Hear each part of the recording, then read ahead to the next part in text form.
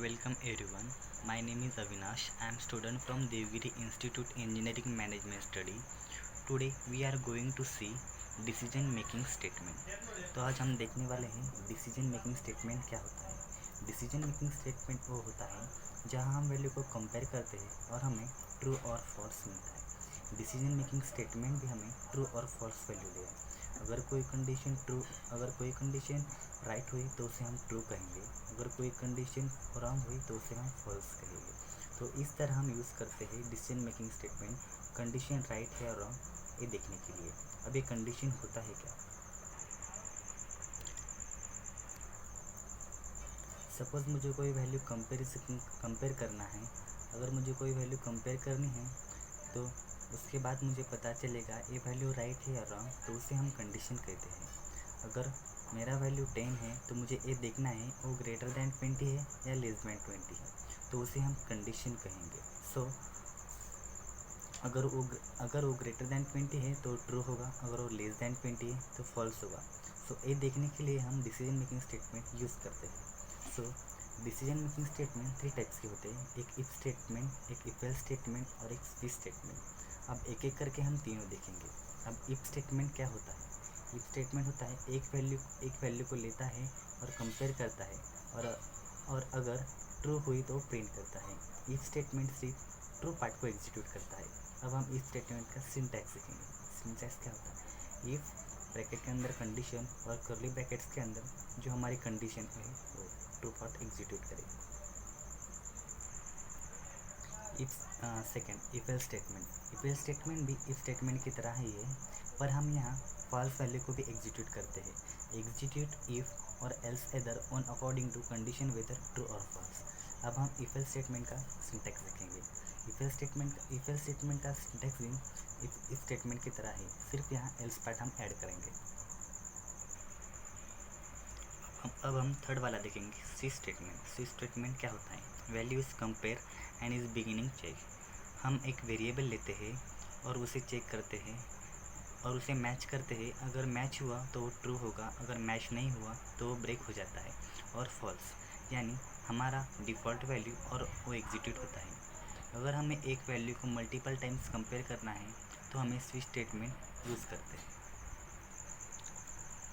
अब हम देखेंगे स्विच स्टेटमेंट का सिंटैक्स।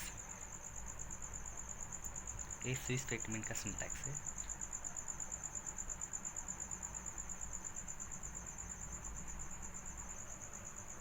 अब हम एक एक करके तीनों स्टेटमेंट के एक प्रोग्राम देखेंगे। सो लेट अस सी। हम सबसे पहले देखेंगे इफ स्टेटमेंट का प्रोग्राम। तो देखो मैंने ऑलरेडी एक प्रोग्राम लिख चुका हूँ, तो आइए देखते हैं। तो सबसे पहले मैंने क्या लिखा? सबसे पहले मैंने दो हेडर फाइल लिख दी, उसके बाद में मैंने वाइड मेन फंक्शन लिख दिया और कर्ली ब्रैकेट्स के अंदर मैंने इंट ए इक्वल्स टू 10 लिखा। तो सबसे पहले हम एक वेरिएबल को इनिशियलाइज करना है। Int a is equal to 10 ये मैंने लिख डाला है। सो इंट ए अब मैंने इसलिए लिया है कि मुझे ये चेक करना है ये डिसीजन मेकिंग स्टेटमेंट है या नहीं। फिर उसके बाद क्लियर स्क्रीन के नीचे हम लिखेंगे डिसीजन मेकिंग स्टेटमेंट। तो सबसे पहले हम एक इफ का एग्जांपल देखते हैं। अगर हमारी वैल्यू ग्रेटर दैन 5 है या नहीं। सो हमारी वैल्यू ग्रेटर दैन 5 है, यस। सो हम देखेंगे कि हमारा ट्रू वैल्यू एग्जीक्यूट होता है या नहीं। सो हम लिखेंगे A is greater than 5। Curly brackets के अंदर हम हमारा ट्रू स्टेटमेंट लिखते हैं।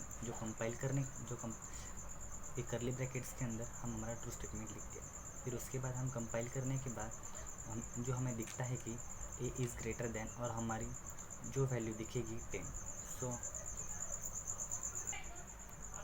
सो अब हम इसे कंपाइल करके बाद देखते हैं हमारा आउटपुट क्या आएगा। देखो हमारा आउटपुट आएगा ए इज़ ग्रेटर 10। सो हमारी ट्रू कंडीशन एग्जीक्यूट हुआ बिकॉज हमारी कंडीशन ट्रू थी और ए की वैल्यू ग्रेटर दैन 5 थी। सो हम देखेंगे कि फॉल्स एग्जीक्यूट होता है। सपोज मैंने यहाँ 10 की जगह 3 लिख दिया। सो ए की वैल्यू मैंने 3 किया, सो ए की वैल्यू 5 से लेस हो गई, अभी फॉल्स होगा। कंपाइल करते हैं और हम रन करते ही आउटपुट में सिर्फ ब्लैंक स्क्रीन दिखेगा, क्योंकि बिकॉज यहाँ कोई फॉल्स स्टेटमेंट एग्जीक्यूट करने के लिए लिखा ही नहीं, और इसलिए इफ स्टेटमेंट ट्रू वैल्यू को एग्जीक्यूट करता है।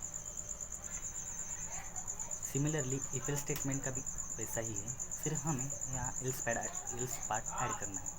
जो हमारा प्रिंटफ के नीचे करली ब्रैकेट्स है वहाँ एल्स पार्ट ऐड करके हम इस इफ एल्स स्टेटमेंट का प्रोग्राम रन कर सकते हैं। So let us see third switch statement. Switch statement क्या होता है?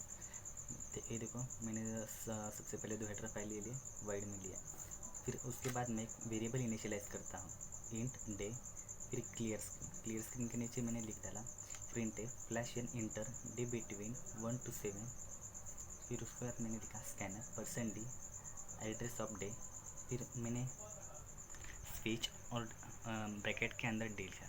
डे हर एक वैल्यू को कंपैरिजन करेगा। फिर उसके बाद में मैंने लिखा case 1 printf flash n Monday और ब्रेक।